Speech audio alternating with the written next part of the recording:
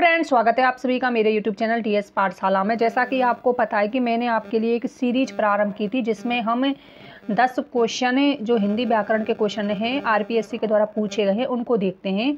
तो आज का जो पेपर है ये लेटेस्ट पेपर है। आज ही इसका एग्ज़ाम हुआ है। असिस्टेंट प्रोफेसर कॉलेज लेक्चरर का जो एग्ज़ाम हुआ है उसमें आए हुए हिंदी का जो पेपर हुआ है आज का, उसमें जो ग्रामर के क्वेश्चन आए हैं 150 क्वेश्चन है इसमें टोटल, लेकिन ग्रामर से संबंधित इसमें 16 क्वेश्चन आए, जिसमें आज की क्लास में हम 100 क्वेश्चन 150 क्वेश्चन है सारे के सारे, टोटल संपूर्ण जो क्वेश्चन है वो 150 हैं। इसमें जो 100 क्वेश्चन है उसमें जो ग्रामर के क्वेश्चन आए उनको देखेंगे और 101 से लेकर और 150 तक हम कल देखेंगे जो ग्रामर के क्वेश्चन आए हैं। तो आज की क्लास को शुरू करते हैं। तो इसमें ग्रामर का जो क्वेश्चन आया था वो 15 नंबर है। 15 नंबर क्वेश्चन है। तो आप देख सकते हैं जो मैंने आपको थ्योरी पार्ट कराया है उसमें से बाहर एक भी क्वेश्चन नहीं गया है। यदि आपने थ्योरी पार्ट को भी अच्छे से पढ़ लिया तब भी आप इसको सही कर सकते हैं। गलत विकल्प चुनिए। निजवाचक आप का प्रयोग तीनों पुरुषों में होता है, मध्यम, उत्तम और अन्य पुरुष तीनों में होता है, बिल्कुल सही है। निजवाचक आप पुरुषवाचक आप से भिन्न होता है, बिल्कुल सही है। पुरुषवाचक आप केवल मध्यम पुरुष में होता है, पुरुषवाचक आप केवल मध्यम पुरुष में होता है। और पुरुषवाचक आप नित्य बहुवचन में आता है, गलत बात है, नित्य बहुवचन में नहीं आता। आप आ रहे हैं ये एक वचन में भी आ रहा है। इसमें दो विकल्प हैं, तीसरे नंबर का और चौथे नंबर का, बिल्कुल ही गलत है, क्योंकि पुरुषवाचक आप केवल मध्यम पुरुष में कहाँ होता है दोस्तों, अन्य पुरुष में भी आप शब्द का प्रयोग होता है। ऐसा थोड़ी है कि पुरुषवाचक के 3 भेद होते हैं, उत्तम, मध्यम और अन्य, तो उत्तम में नहीं होता है, चलो मान लेते हैं, लेकिन अन्य पुरुष में और मध्यम पुरुष में तो होता है। तो ये दोनों ही विकल्प गलत होने चाहिए मेरे हिसाब से। तो अगला क्वेश्चन था 16-15 के बाद जो क्वेश्चन था वो था 35 नंबर, ग्रामर से संबंधित था। जो 35 नंबर देख सकते हैं, एक भी क्वेश्चन बाहर नहीं है, हमने जो पढ़ा है थ्योरी पार्ट में। और आज का पेपर है ये लेटेस्ट कॉलेज प्रोफेसर का। निम्नलिखित में से क्रिया विशेषण से बनी भाववाचक संज्ञा नहीं है। तो मैंने आपको संज्ञा प्रकरण पढ़ाया था, उसमें आपको बताया था क्रिया विशेषण से बनी भाववाचक संज्ञा, सर्वनाम से बनी भाववाचक संज्ञा, विशेषण से बनी भाववाचक संज्ञा। तो सामीप समीप से बना है, समीप क्या है क्रिया विशेषण। निकट से बना है निकट, और दूरी से दूर से बना है दूरी। लेकिन घबराना क्या है दोस्तों, इसमें घबराना तो एक क्रिया है जो कि क्रिया शब्द से भाववाचक संज्ञा बनी है, और इसमें क्या पूछा था, क्रिया विशेषण से बनी भाववाचक संज्ञा नहीं है। तो राइट आंसर होगा तीसरा विकल्प। नेक्स्ट जो क्वेश्चन था वो था 38 नंबर। इनमें से अव्ययीभाव समास का उदाहरण नहीं है पूछा है। कैसा पूछा है, नहीं है।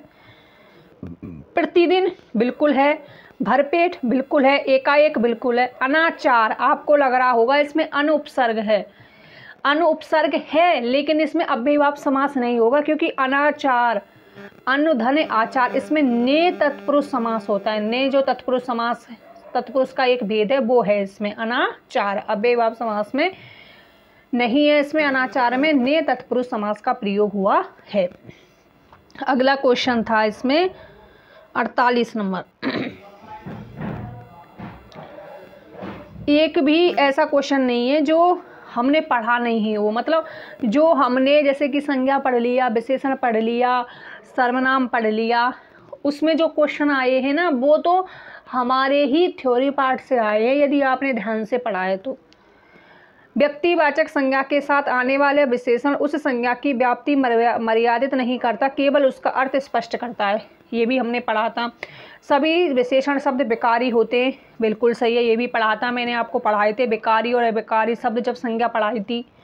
विशेषण शब्द संज्ञा की व्याप्ति मर्यादित करते हैं, बिल्कुल सही है।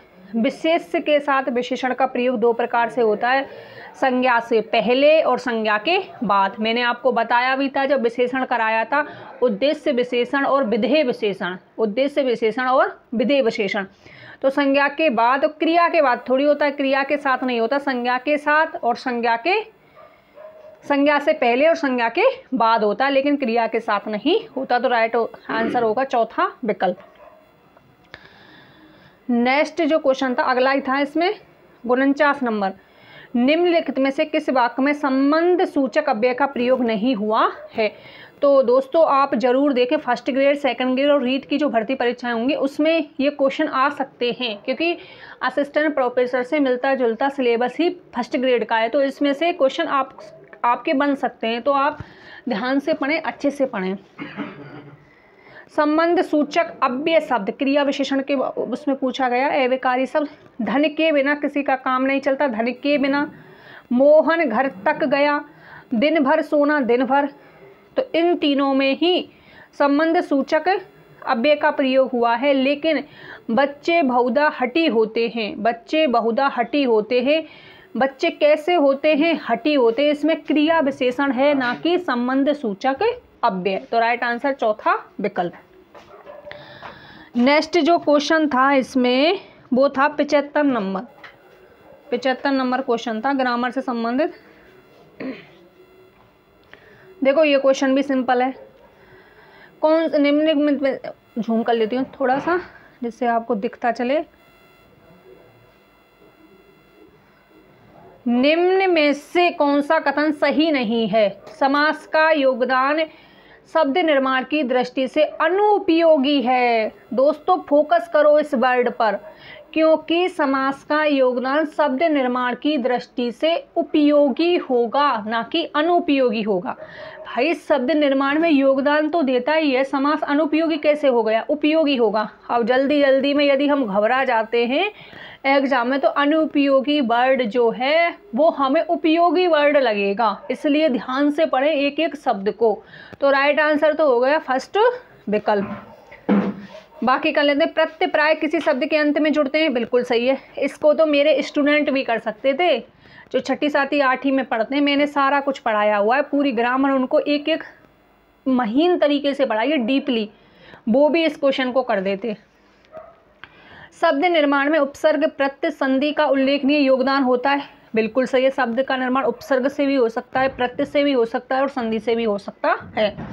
उपसर्ग का प्रयोग प्राय शब्द के प्रारंभ में होता है। देखो दोनों में प्राय है, बिल्कुल सही है। तो पहला विकल्प इसमें ये वाले शब्द ने पूरा ही विकल्प बिगाड़ दिया, तो राइट आंसर होगा पहला विकल्प।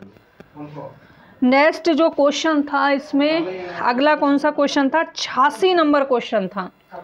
कौन सा नंबर था? 86 नंबर। अब देखते हैं 86 नंबर क्या था इसमें। सिंपल सा है, वैसे तो ज़्यादा टफ नहीं है, ध्यान से करोगे तो। इनमें हिंदी व्याकरण की दृष्टि से कौन सा कथन सही नहीं है? क्रिया की विशेषता बताने वाले शब्द क्रिया विशेषण कहलाते हैं, बिल्कुल सही है। इसको तो मेरे बच्चे भी कर सकते थे क्योंकि मैंने उनको क्रिया विशेषण कराया हुआ है। क्रिया विशेषण और क्रिया शब्द अव्ययकारी माने जाते हैं। जब मैंने आपको संज्ञा प्रकरण पढ़ाया था उसमें भी आपसे बोला था कि बेकारी और अव्ययकारी शब्द से क्वेश्चन आ सकता है, और आप देख सकते हैं 2 क्वेश्चन बेकारी और अव्ययकारी आए हुए हैं, बेकारी में से और अव्ययकारी में से। तो क्रिया विशेषण तो अव्ययकारी होता है, लेकिन क्रिया शब्द इसमें फोकस करें। देखो कितना डीपली क्वेश्चन बनाने की कोशिश की है, लेकिन सिंपल है, ईजी है, बहुत ही सिंपल है। क्रिया शब्द एक बेकारी शब्द है, ना कि अव्ययकारी शब्द। तो राइट आंसर दूसरा विकल्प हो गया, क्योंकि क्रिया बेकारी शब्द होगा, ना कि अव्ययकारी। समुच्चय बोधक शब्द अव्ययकारी है, बिल्कुल सही है। हिंदी में क्रिया मुख्यतः 2 भेद माने जाते हैं, अकर्मक और सकर्मक। कितने भेद माने जाते हैं? 2, बिल्कुल सही है। ये थे 100 तक क्वेश्चन। अब अगले 100 तक इसमें ग्रामर का क्वेश्चन नहीं है। अब 101 से और 150 तक हम कल देखेंगे जो ग्रामर के क्वेश्चन इसमें आए हुए हैं। वैसे इजी थे, आप भी कर सकते हैं इनको। फर्स्ट ग्रेड में काफ़ी काम आने वाले हैं, चाहे फर्स्ट ग्रेड हो, सेकंड ग्रेड हो, LDC हो, PSI एग्जाम हो, सब में काम आने वाले हैं ग्रामर के क्वेश्चन। मैंने तो पूरा पेपर पढ़ के देखा है हालांकि, लेकिन इसमें जो ग्रामर के क्वेश्चन मुझे अच्छे लगे, आपको भी अच्छे लगे होंगे, जो मैंने कराने की कोशिश की है। आई होप आपको समझ आया होगा। मिलते हैं नेक्स्ट वीडियो में, और क्लास को शेयर करते रहिएगा अपने दोस्तों के साथ, जिससे DS पाठशाला बढ़ता रहे। मिलते हैं नेक्स्ट वीडियो में। Bye bye, take care all of you.